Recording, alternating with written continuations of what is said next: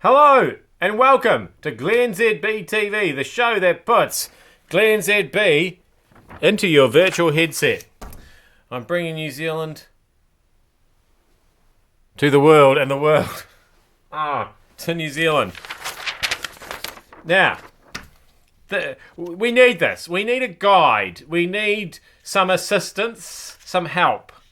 In this modern world, we need somebody to tell us when the news is real, when it isn't. Why is there not an app? Or at least a browser extension we can use to say real, fake, real, fake. Facebook is trying to do more to rein in fake news.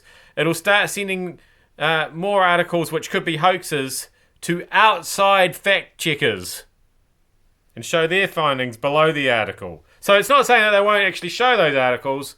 It'll just, in the fine print below, somebody will say, this might not be real. So this is annoying because up until now, I have assumed that anything on Facebook is fake. You know, people's profile pictures, their relationship status, anything like that. Fake, fake, fake, fakeity fake. So if they're going to start putting real stuff on there, that certainly muddies the waters. I always assume that anything on WikiLeaks is fake. Basically, if it's in any way involved with the internet, I'm skeptical. Really, the only thing you can rely on is glennzb TV. So start from there, work your way out. The further away you get from glennzb TV, the more fake it probably becomes. Just use that as a rough guide until I get that app up and running. Now, Metiria Turei's rap sheet is growing longer and longer by the second.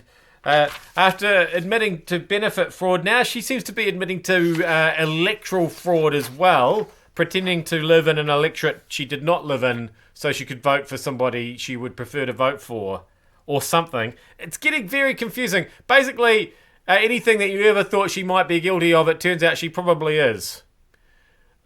She's certainly taking a sort of a Jared Kushner kind of approach to publicising the things that she's done wrong and then claiming that they aren't wrong things. Anyway, by the time you watch this, if you're not watching it live, she's probably resigned. Yeah,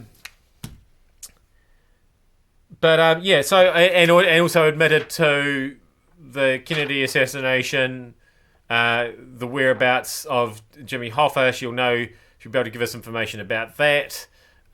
She maybe will come out and clear the French secret agents of bombing the Rainbow Warrior and claim she did it as well.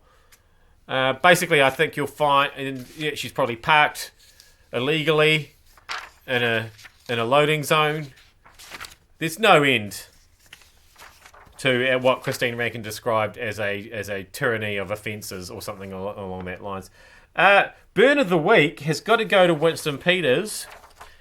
He says the new Labour leader looks shiny at the moment, but time will tell as to whether that will relay to votes. That's not the burn. The burn is, he also says he didn't voice an opinion on the last 6 leaders of the Labour Party and doesn't intend to make a judgment now.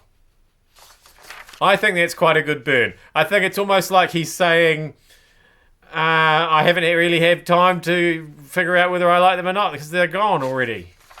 He probably didn't have time to make an opinion about Anthony Scaramucci either. Finally, some more concerns over the number of women on boards. More women are getting onto the boards of New Zealand companies. So this is... I mean, initially that sounds like good news because we've been running a lot of stories over the last couple of years about how the women are not fairly represented on boards.